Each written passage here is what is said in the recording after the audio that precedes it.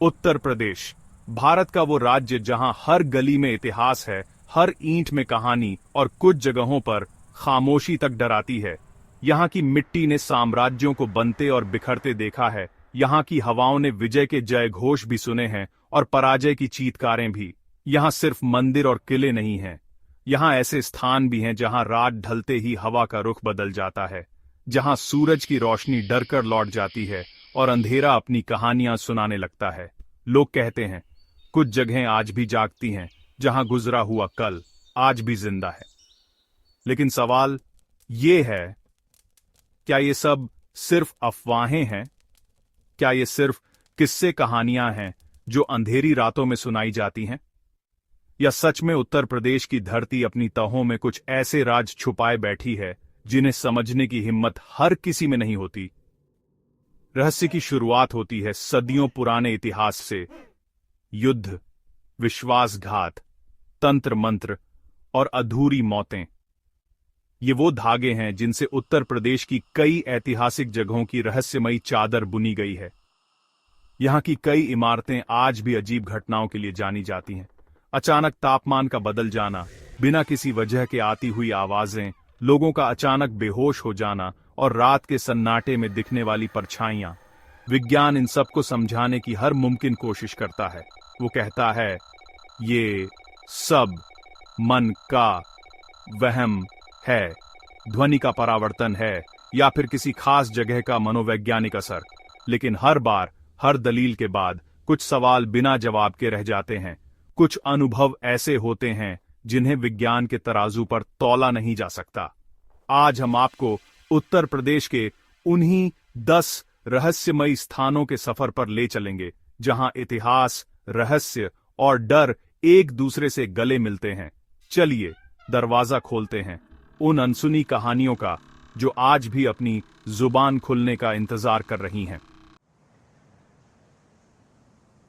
हमारी पहली मंजिल है नवाबों का शहर लखनऊ, और लखनऊ की शान है बड़ा इमामबाड़ा। आसफ उद दौला ने इसे अकाल के समय लोगों को रोजगार देने के लिए बनवाया था। ये इमारत जितनी अपनी वास्तुकला के लिए मशहूर है, उतनी ही बदनाम है अपनी भूल भुलैया और उसके सीने में दफन राजों के लिए। दिन के उजाले में ये एक ऐतिहासिक धरोहर है, लेकिन जैसे ही सूरज ढलता है, यहाँ की हवाओं में कुछ अनकहा सा घुलने लगता है। यहाँ की भूल भुलैया, जिसमें 1000 से ज्यादा रास्ते हैं और 489 दरवाजे एक जैसे हैं, कहते हैं कि इसमें जो एक बार खो गया उसे बाहर निकलना नामुमकिन है। इतिहास कहता है कि इस भूल भुलैया के अंदर कई गुप्त सुरंगें हैं जो दिल्ली, फैजाबाद और यहां तक कि कलकत्ता तक जाती थीं। इन सुरंगों को अब बंद कर दिया गया है। लेकिन क्यों? स्थानीय लोगों और गार्ड्स का कहना है कि रात के सन्नाटे में इन बंद सुरंगों के पास से अजीब आवाजें आती हैं, कभी किसी के फुसफुसाने की तो कभी किसी के चलने की। कुछ लोगों ने तो यहां तक दावा किया है कि उन्होंने रात में भूल भुलैया के अंदर किसी को टहलते हुए देखा है, जबकि वहां कोई मौजूद नहीं था। ये कदमों की आहट किसकी है? क्या ये उन अंग्रेज सैनिकों की आत्माएं हैं जो यहां खजाने की खोज में आए और इन्हीं सुरंगों में गुम हो गए? कई पर्यटक जो दिन में भी भूल भुलैया के अंदर गए हैं, एक अजीब भारीपन और बेचैनी महसूस करने की बात करते हैं। कुछ ने तो यहां तक कहा है कि उन्हें ऐसा लगा जैसे कोई उनके पीछे चल रहा है, कोई उन्हें देख रहा है। गार्ड्स रात में अकेले भूल भुलैया के पास जाने से भी कतराते हैं। उनका मानना है कि नवाबों के समय के कुछ राज आज भी इन दीवारों में कैद हैं और वो नहीं चाहते कि कोई उन्हें छेड़े। ये अनुभव इतने आम हैं कि अब ये इस जगह की पहचान का हिस्सा बन चुके हैं। क्या ये सिर्फ लोगों का डर है, या इन दीवारों के कान सच में कुछ सुनते और महसूस करते हैं? विज्ञान इस रहस्य को समझाने की कोशिश करता है। वो कहता है कि भूल भुलैया की बनावट ऐसी है कि यहां ध्वनि तरंगें बहुत दूर तक और बहुत अजीब तरीके से यात्रा करती हैं। शायद जो आवाजें सुनाई देती हैं वो कहीं और हो रही किसी हलचल की गूंज मात्र हो। मनोवैज्ञानिक कहते हैं कि एक बंद, अंधेरी और जटिल जगह पर इंसान का दिमाग खुद ही डर पैदा करने लगता है। इसे क्लॉस्ट्रोफोबिया या फिर सिर्फ मनोवैज्ञानिक भय का नाम दिया जा सकता है। ये तर्क अपनी जगह सही हो सकते हैं, लेकिन हर अनुभव को सिर्फ गूंज या वहम कहकर खारिज नहीं किया जा सकता। तो फिर अनसुलझा सवाल क्या है? अगर ये सिर्फ ध्वनि की गूंज है तो लोगों को परछाइयां क्यों दिखती हैं? अगर ये सिर्फ मन का वहम है तो कई अलग अलग लोग अलग अलग समय पर एक जैसा अनुभव क्यों करते हैं?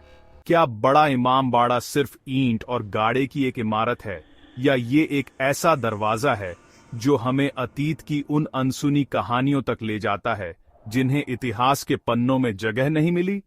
इसका जवाब शायद आज भी उन्हीं अंधेरी गलियों में कहीं खोया हुआ है। अब हम चलते हैं मोहब्बत की नगरी आगरा, लेकिन ताजमहल नहीं, बल्कि उस किले की ओर जहां से ताजमहल को निहारते हुए एक बादशाह ने अपनी आखिरी सांसें ली थीं। आगरा का किला मुगल सल्तनत की शक्ति, शान और शौकत का वो प्रतीक, जिसकी दीवारें सिर्फ पत्थर की नहीं बल्कि इतिहास, साजिशों और अनगिनत आंसुओं से बनी हैं। अकबर ने इसे बनवाया, जहांगीर ने सजाया और शाहजहां ने इसमें अपनी जिंदगी के आखिरी 8 साल कैद में गुजारे। ये किला जितना भव्य है उतना ही रहस्यमयी भी। कहते हैं कि आज भी इस किले के कुछ हिस्सों में रात के वक्त अजीब घटनाएं होती हैं। सबसे मशहूर कहानी जुड़ी है शहंशाह शाहजहां से। इतिहास गवाह है कि उनके बेटे औरंगजेब ने उन्हें इसी किले के मुसम्मन बुर्ज में कज़ैद कर दिया था।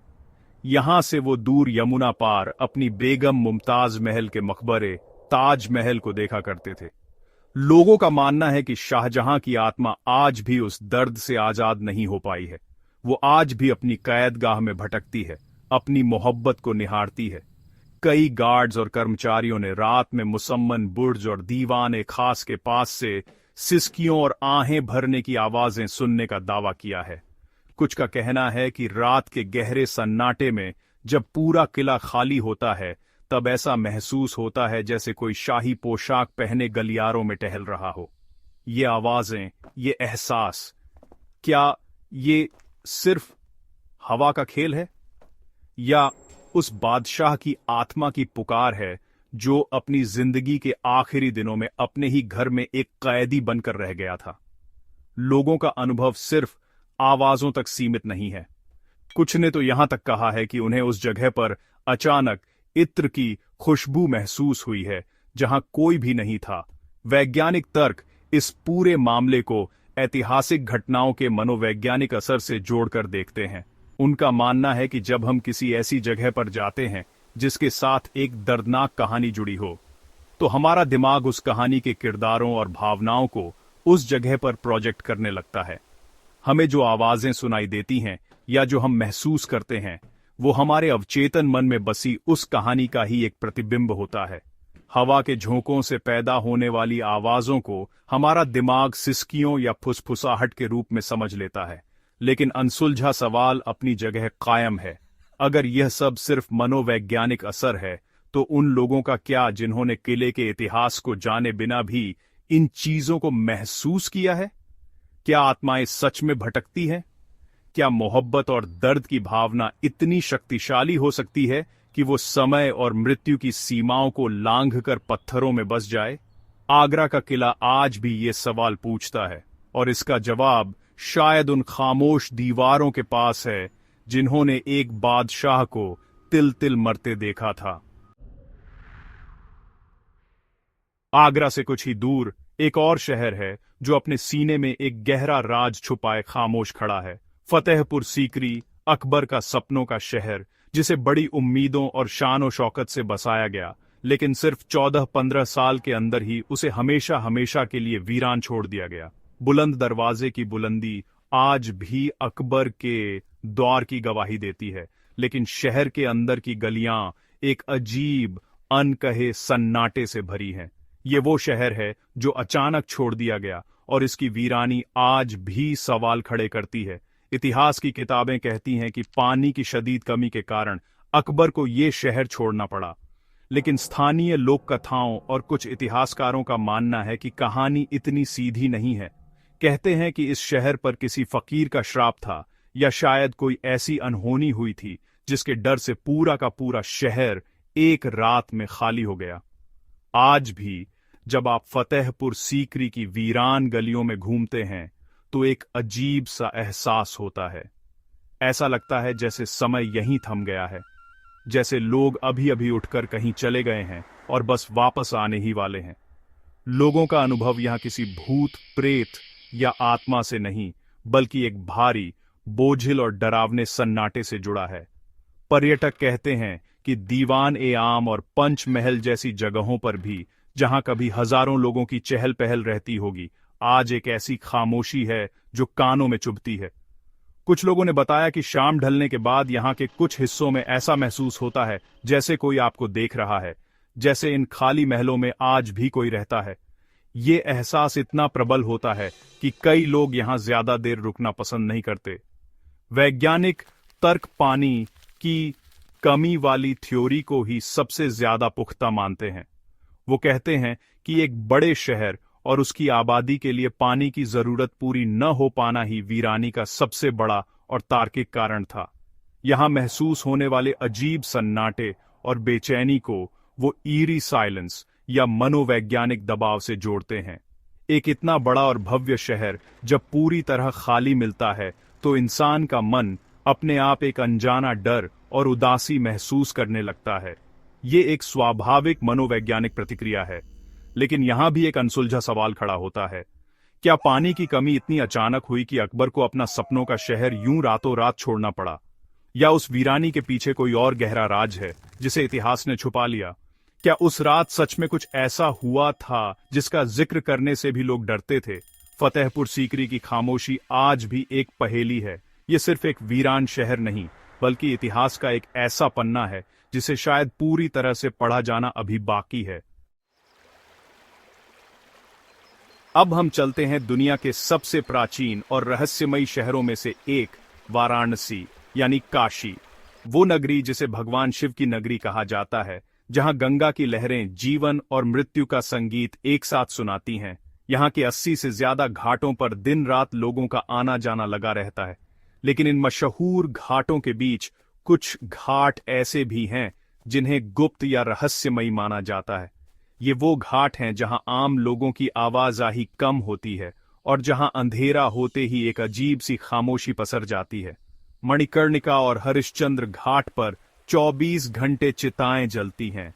कहा जाता है कि यहां मृत्यु एक उत्सव है, मोक्ष का द्वार है। लेकिन इन्हीं घाटों के आसपास कुछ ऐसे स्थान हैं जहां रात में असामान्य घटनाओं की बातें कहीं सुनी जाती हैं।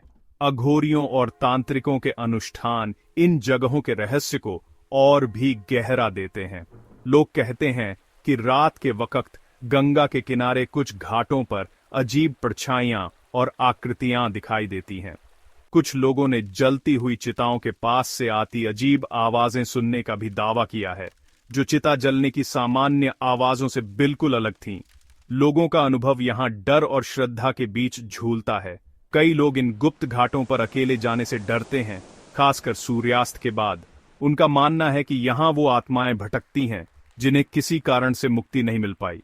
नाविक और स्थानीय मल्लाह भी रात के वक्त कुछ अनजान घाटों के पास अपनी नाव ले जाने से कतराते हैं। वो उन अनकही कहानियों के बारे में बताते हैं जो उन्होंने अपने पुरखों से सुनी हैं, कहानियां जो इन घाटों की खामोशी में दफन है। विज्ञान इन अनुभवों को यहां के माहौल और जलवायु से जोड़कर देखता है। वाराणसी में हवा में नमी बहुत ज्यादा होती है, खासकर गंगा के किनारे। रात के समय कोहरे और घाटों पर जलती आग की रोशनी मिलकर अक्सर ऑप्टिकल इल्यूजन या दृष्टिभ्रम पैदा कर सकते हैं, जिन्हें लोग परछाइयां समझ लेते हैं। इसके अलावा लगातार जलती चिताओं को देखना और मृत्यु के बारे में सोचना इंसान की मनोस्थिति पर गहरा असर डालता है, जिससे उसे असामान्य चीजें महसूस हो सकती हैं। मगर अनसुलझा सवाल यह है कि क्या घाटों में सचमुच कुछ छुपा है? क्या ये सिर्फ कोहरा और मन का वहम है, या सदियों से हो रहे तांत्रिक अनुष्ठानों और अधूरी इच्छाओं वाली आत्माओं ने यहां एक ऐसी ऊर्जा पैदा कर दी है जिसे हर कोई महसूस नहीं कर सकता? वाराणसी मुक्ति की नगरी है, लेकिन क्या यहां के कुछ घाटों की खामोशी में कुछ आत्माएं आज भी मुक्ति का इंतजार कर रही हैं? ये एक ऐसा रहस्य है जो गंगा की लहरों की तरह अनंत और गहरा है। हमारी अगली मंजिल है मिर्जापुर जिले में गंगा के किनारे बसा चुनार का किला। ये वो किला है जिसका जिक्र सिर्फ इतिहास में नहीं बल्कि चंद्रकांता जैसी तिलिस्मी कहानियों में भी मिलता है। इस किले का इतिहास बहुत पुराना और रक्त रंजित रहा है। कहा जाता है कि उज्जैन के राजा विक्रमादित्य ने अपने भाई राजा भर्तृहरि के लिए इसे बनवाया था। भर्तृहरि ने यहीं पर समाधि ली थी और उनकी समाधि आज भी किले में मौजूद है। लेकिन इस किले की पहचान सिर्फ इतिहास से नहीं बल्कि तंत्र मंत्र और काले जादू के अनुष्ठानों से भी जुड़ी है। सदियों से चुनार का किला तंत्र साधना का एक बड़ा केंद्र माना जाता रहा है। कहा जाता है कि किले के अंदर कई गुप्त तहखाने और सुरंगें हैं जहां आज भी तांत्रिक सिद्धियां प्राप्त करने के लिए आते हैं। यहां हुई कई रहस्यमयी मौतों ने इस किले को और भी बदनाम कर दिया है। कहानियां हैं कि जो भी किले के खजाने या इसके रहस्यों को जानने की कोशिश करता है वो या तो पागल हो जाता है या उसकी रहस्यमयी परिस्थितियों में मौत हो जाती है। किले में मौजूद सोनवा मंडप के बारे में कहा जाता है कि यहां रात में घुंघरुओं की आवाज सुनाई देती है। स्थानीय लोगों और यहां आने वाले पर्यटकों के अनुभव इन डरावनी कहानियों को और पुख्ता करते हैं। कई लोगों ने किले के अंदर एक अजीब सी नकारात्मक ऊर्जा महसूस करने की बात कही है। उनका कहना है कि किले के कुछ हिस्सों में जाते ही सिर भारी हो जाता है और एक अनजाना डर मन में बैठ जाता है। गार्ड्स भी सूर्यास्त के बाद किले के भीतरी हिस्सों में जाने से बचते हैं। वो उन अनगिनत कहानियों के बारे में बताते हैं जो उन्होंने अपने बड़ों से सुनी हैं। कहानियां जो अदृश्य शक्तियों और असफल तांत्रिक अनुष्ठानों के भयानक परिणामों से जुड़ी हैं। वैज्ञानिक दृष्टिकोण से देखें तो इन घटनाओं को ऐतिहासिक घटनाओं के गहरे मनोवैज्ञानिक प्रभाव से जोड़ा जा सकता है। एक जगह जिसके साथ सदियों से तंत्र मंत्र और रहस्यमयी मौतों की कहानियां जुड़ी हों, वहां जाने पर इंसान का अवचेतन मन डरने के लिए पहले से ही तैयार रहता है। किले की बनावट, इसके अंधेरे तहखाने और वीरानगी इस डर को और बढ़ा देते हैं। हवा के चलने से पैदा होने वाली आवाजें भी यहाँ के माहौल में घुंघरुओं या किसी और डरावनी आवाज जैसी लग सकती हैं। लेकिन अनसुलझा सवाल जस का तस है, क्या चुनार के किले में सचमुच कोई तिलिस्मी या तांत्रिक शक्ति मौजूद है? क्या राजा भर्तृहरि की आत्मा आज भी अपनी समाधि की रक्षा करती है, या ये सब सिर्फ कहानियां हैं जो किले की दीवारों की तरह ही पुरानी हो चुकी हैं? क्या तंत्र मंत्र की शक्ति इतनी वास्तविक हो सकती है कि वो सदियों तक किसी जगह को अपनी गिरफ्त में रख सके? चुनार का किला आज भी खामोशी से इन सवालों के जवाब का इंतजार कर रहा है। लखनऊ की भूल भुलैया के बारे में तो सब जानते हैं, लेकिन क्या आप जानते हैं कि एक और रहस्यमयी भूल भुलैया उत्तर प्रदेश की वीर भूमि झांसी में भी मौजूद है? यह लखनऊ की भूल भुलैया जितनी बड़ी या प्रसिद्ध तो नहीं है, लेकिन इसका रहस्य उससे कहीं ज्यादा गहरा और अजीब है। झांसी के करीब स्थित यह संरचना, जिसे स्थानीय लोग भूल भुलैया कहते हैं, अपनी दिशा भ्रम पैदा करने वाली वास्तुकला के लिए जानी जाती है। यहाँ के रास्ते इतने घुमावदार और एक जैसे हैं कि इंसान आसानी से अपना रास्ता भटक सकता है। लेकिन इस जगह का असली रहस्य सिर्फ रास्ता भटकना नहीं है।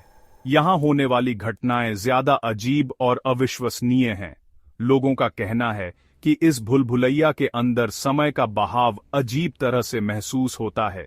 कुछ लोगों ने दावा किया है कि उन्हें लगा कि वो अंदर सिर्फ कुछ मिनटों के लिए थे, लेकिन जब वो बाहर आए तो घंटों बीत चुके थे। वहीं कुछ लोगों के साथ इसका ठीक उल्टा हुआ। उन्हें लगा कि वो घंटों से अंदर फंसे हैं, लेकिन बाहर आकर पता चला कि सिर्फ कुछ ही मिनट गुजरे थे।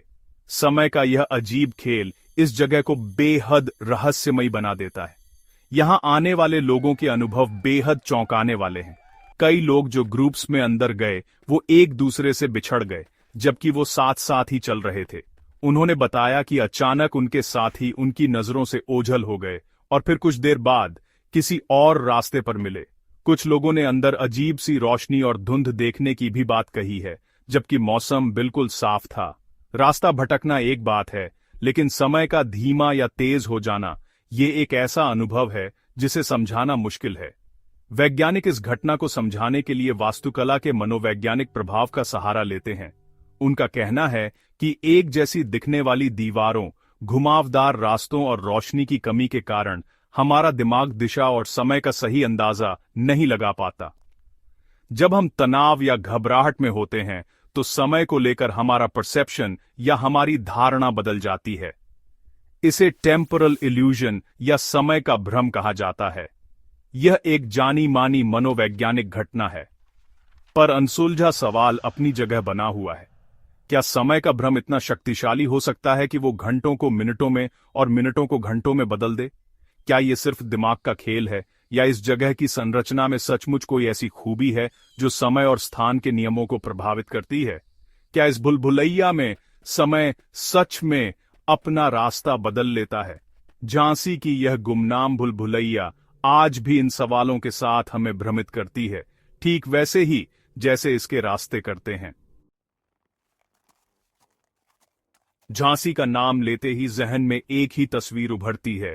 पीठ पर अपने बेटे को बांधे, हाथ में तलवार लिए घोड़े पर सवार रानी लक्ष्मीबाई की। झांसी का किला सिर्फ एक ऐतिहासिक इमारत नहीं, बल्कि ये भारत की वीरता, स्वाभिमान और बलिदान का जीता जागता प्रतीक है। इस किले की हर दीवार, हर पत्थर ने रानी लक्ष्मीबाई के अदम्य साहस को देखा है।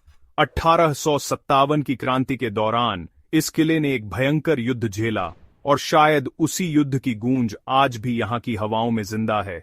किले के साथ जो रहस्यमयी घटनाएं जुड़ी हैं, वो डरावनी नहीं, बल्कि वीरता और इतिहास की याद दिलाने वाली है।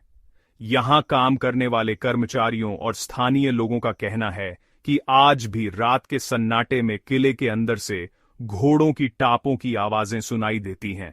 ऐसा लगता है जैसे कोई घुड़सवार सेना किले के प्रांगण में चक्कर लगा रही हो।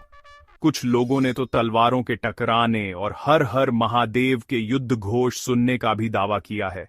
ये आवाजें सबसे ज्यादा कड़क बिजली तोप और उस जगह के पास सुनाई देती हैं जहां से रानी ने अपने घोड़े बादल के साथ छलांग लगाई थी।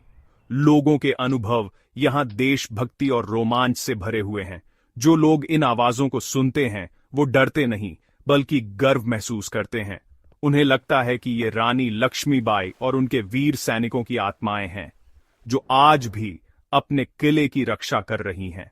ये आवाजें उन्हें उस दौर में ले जाती हैं जब यह किला अंग्रेजों के खिलाफ आजादी की लड़ाई का सबसे बड़ा केंद्र था। कुछ पर्यटकों ने भी किले में एक अजीब सी ऊर्जा और भारीपन महसूस करने की बात कही है, खासकर रानी के महल और फांसी घर के पास।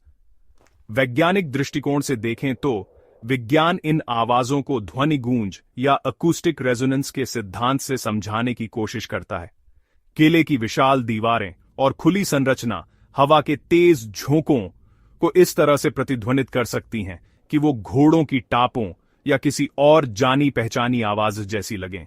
इसे ऑडिटरी परेडोलिया भी कहते हैं, जहां हमारा दिमाग बेतरतीब आवाजों में एक सार्थक पैटर्न ढूंढ लेता है, ठीक वैसे ही जैसे हम बादलों में चेहरे ढूंढ लेते हैं। लेकिन अनसुलझा सवाल फिर भी बाकी है। क्या इतिहास की गूंज आज भी जिंदा है? क्या यह सिर्फ हवा का खेल है, या उन वीर आत्माओं की मौजूदगी का एहसास है जिन्होंने अपनी धरती के लिए अपने प्राण न्यौछावर कर दिए? क्या बलिदान की ऊर्जा इतनी प्रबल हो सकती है कि वो सदियों तक एक जगह पर बनी रहे? झांसी का किला सिर्फ पत्थर और मिट्टी का ढेर नहीं है, ये एक एहसास है, एक जज्बा है, और शायद एक ऐसी कहानी है जो आज भी अपनी जुबान में हमसे बात करती है। अब हम पहुंचते हैं त्रिवेणी संगम की पवित्र भूमि प्रयागराज। यहां गंगा, यमुना और अदृश्य सरस्वती का मिलन होता है, और इसी संगम के किनारे सीना ताने खड़ा है अकबर द्वारा बनवाया गया प्रयागराज का किला।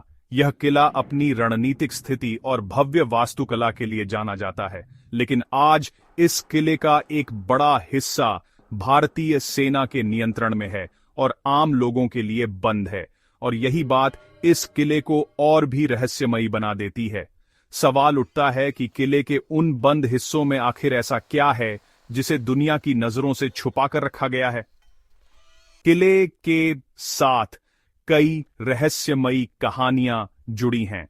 सबसे प्रसिद्ध है अक्षयवट या अमर बरगद के पेड़ की कहानी, जो किले के अंदर पातालपुरी मंदिर में स्थित है। कहा जाता है कि यह पेड़ कभी नष्ट नहीं होता और प्रलय के समय भी यह सुरक्षित रहता है। लेकिन किले का असली रहस्य इसके बंद हिस्सों में छुपा माना जाता है। लोक कथाओं के अनुसार इन बंद तहखानों और सुरंगों में अकबर का बेशकीमती खजाना या कोई ऐसा राज दफन है जिसे सरकार उजागर नहीं करना चाहती। लोगों के अनुभव यहाँ डर और जिज्ञासा से मिले जुले हैं। जो लोग किले के खुले हिस्सों में घूमने जाते हैं वो हमेशा उन बंद दरवाजों और दीवारों को देखकर सोचते हैं कि आखिर इनके पीछे क्या होगा। किले में काम करने वाले कुछ पुराने कर्मचारियों के बीच दबी जुबान में कहानियां सुनने को मिलती हैं। कहानियां उन भूमिगत सुरंगों की जो संगम के नीचे से होकर गुजरती हैं, और उन अजीब आवाजों की जो कभी कभी रात में बंद हिस्सों से आती हैं। अंदर जाने का डर और वहां क्या है ये जानने की उत्सुकता इस किले के माहौल को बोझिल बना देती है। आधिकारिक तौर पर और वैज्ञानिक दृष्टिकोण से किले के बड़े हिस्से को बंद रखने का कारण पूरी तरह से सुरक्षात्मक है। चूंकि यह एक सक्रिय सैन्य छावनी है, इसलिए सुरक्षा कारणों से आम लोगों की आवाजाही को सीमित रखना जरूरी है। यह एक मानक प्रक्रिया है जो दुनिया भर के कई ऐतिहासिक सैन्य ठिकानों पर अपनाई जाती है। यहां कोई रहस्य या खजाना छुपाने जैसी कोई बात नहीं है। यह सिर्फ राष्ट्रीय सुरक्षा का मामला है। लेकिन अनसुलझा सवाल लोगों के मन में घर कर चुका है। क्या वहां सच में कुछ छुपाया गया है? अगर सिर्फ सुरक्षा कारण हैं, तो किले को लेकर इतनी कहानियां क्यों प्रचलित हैं? क्या अक्षय वट का रहस्य सिर्फ एक पौराणिक कथा है या उसमें कोई वैज्ञानिक सच्चाई भी है? प्रयागराज का किला, जिसका एक हिस्सा सबके सामने है और एक हिस्सा हमेशा के लिए बंद, हमें यह सोचने पर मजबूर करता है कि जो चीजें हमें दिखाई नहीं देती, क्या वो सच में मौजूद नहीं होती या उन्हें जानबूझकर हमसे दूर रखा गया है। उत्तर प्रदेश और मध्य प्रदेश की सीमा पर स्थित चित्रकूट एक पवित्र और पौराणिक भूमि है। ये वो स्थान है जहां भगवान राम ने अपने वनवास के 11.5 साल बिताए थे। यहाँ के कण कण में रामायण की कहानियां बसी हैं। कामदगिरी पर्वत, रामघाट और स्फटिक शिला, ये सब स्थान आज भी भक्तों की आस्था का केंद्र है। लेकिन चित्रकूट का रहस्य इसकी पहाड़ियों में बनी उन प्राचीन गुफाओं में छिपा है, जहां आज भी साधु संत तपस्या करते हैं और जहां एक अजीब दिव्य ऊर्जा महसूस होने की बात कही जाती है। इन गुफाओं के साथ कोई डरावनी कहानी नहीं जुड़ी है, बल्कि एक आध्यात्मिक और रहस्यमयी अनुभव जुड़ा है। कहा जाता है कि इन गुफाओं में, जैसे कि गुप्त गोदावरी और हनुमान धारा के पास की गुफाओं में, आज भी महान ऋषियों की तपस्या की ऊर्जा व्याप्त है। ये वो स्थान है जहां बैठकर ध्यान करने पर मन को असीम शांति मिलती है और एक सकारात्मक ऊर्जा का संचार महसूस होता है। ये ऊर्जा इतनी प्रबल है कि नास्तिक व्यक्ति भी यहां आकर एक अजीब सी शांति और खिंचाव महसूस करता है। यहां आने वाले लोगों और साधकों का अनुभव बेहद व्यक्तिगत और आध्यात्मिक होता है। वो बताते हैं कि गुफाओं के अंदर प्रवेश करते ही बाहरी दुनिया का शोर थम जाता है और एक गहरी खामोशी छा जाती है। इस खामोशी में उन्हें अपने अंदर एक अजीब सी हलचल महसूस होती है। कुछ लोगों ने गुफाओं के अंदर हल्की नीली रोशनी या बिना किसी स्रोत के आती मंद मंद सुगंध महसूस करने का भी दावा किया है। ये अनुभव उन्हें ताजगी और एक नई ऊर्जा से भर देता है।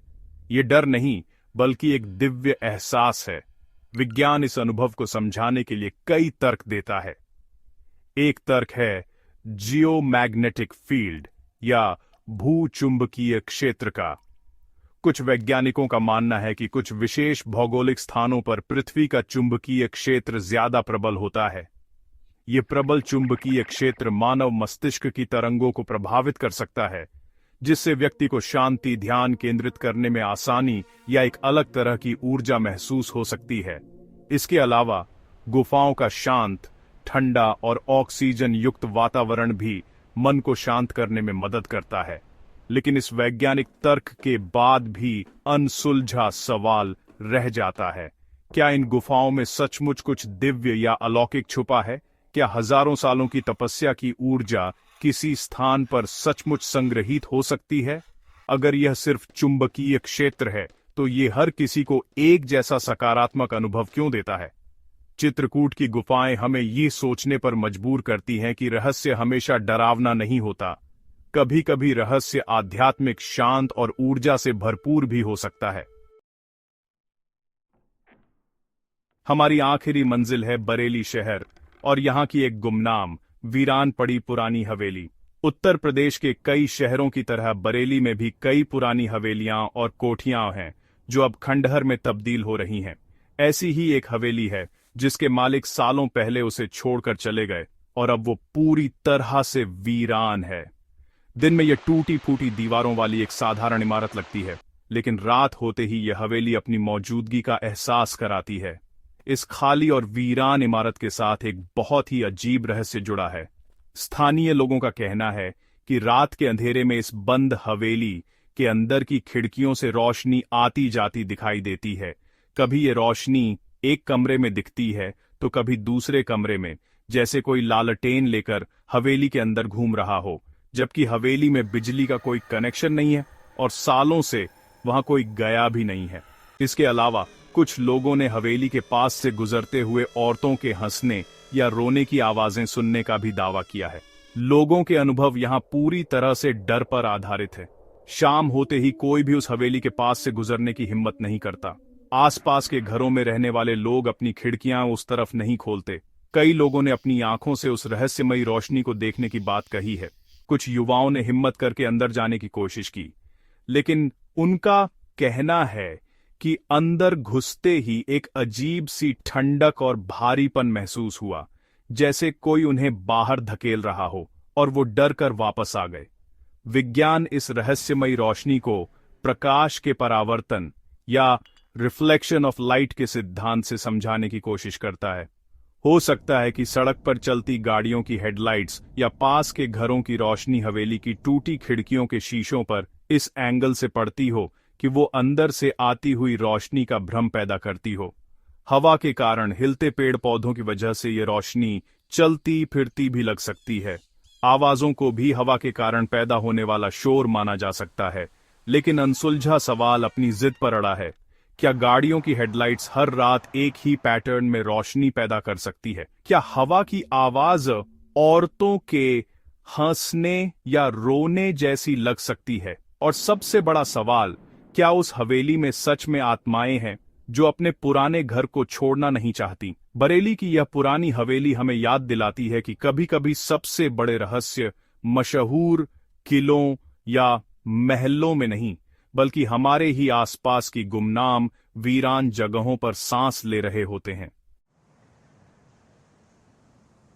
तो ये थे उत्तर प्रदेश के वो 10 स्थान जहां इतिहास की परतें आज भी खुल रही हैं, जहां की खामोशी भी कहानियां सुनाती है। विज्ञान और तर्क हमें इन घटनाओं को समझने का एक नजरिया देते हैं। विज्ञान कहता है इंफ्रासाउंड, जो हमें सुनाई नहीं देता पर बेचैनी पैदा करता है। मैग्नेटिक फील्ड्स, जो हमारे दिमाग पर असर डालते हैं। और साइकोलॉजिकल फियर, यानी हमारा अपना बनाया हुआ डर। ये सब अपनी जगह सही हो सकते हैं, लेकिन सवाल ये है, अगर सब कुछ विज्ञान है तो हर इंसान जो एक दूसरे को जानता तक नहीं, अलग अलग समय पर एक जैसी चीजें क्यों महसूस करता है? क्यों एक ही जगह पर सबको एक जैसे कदमों की आहट सुनाई देती है? उत्तर प्रदेश सिर्फ भूगोल या इतिहास का एक अध्याय नहीं, ये वो धरती है जहां अतीत आज भी सांस लेता है। इन किलों की दीवारें, इन घाटों का पानी, इन गुफाओं का अंधेरा, ये सब गवाह हैं उन अनगिनत कहानियों के जो किताबों में नहीं लिखी गईं। ये वो जगहें हैं जो हमें एहसास कराती हैं कि हमारी समझ और हमारे विज्ञान से परे भी एक दुनिया मौजूद हो सकती है। और शायद कुछ जगहें देखने के लिए नहीं, सिर्फ महसूस करने के लिए होती हैं। क्या आप इन जगहों पर जाने की हिम्मत करेंगे? अपनी राय हमें कमेंट्स में जरूर बताइएगा। ये कहानियां सच हैं या सिर्फ वहम, इसका फैसला हम आप पर छोड़ते हैं। लेकिन एक बात तय है, रहस्य जब तक रहस्य रहता है तभी तक रोमांचक लगता है। वीडियो के अंत में मैं अपनी कंपेटिटर की स्क्रिप्ट दूंगा, उसे ध्यान से समझकर उसी के लेवल और स्टाइल में वीडियो बनानी है। ये लाइन आखिर में जरूर शामिल करनी है।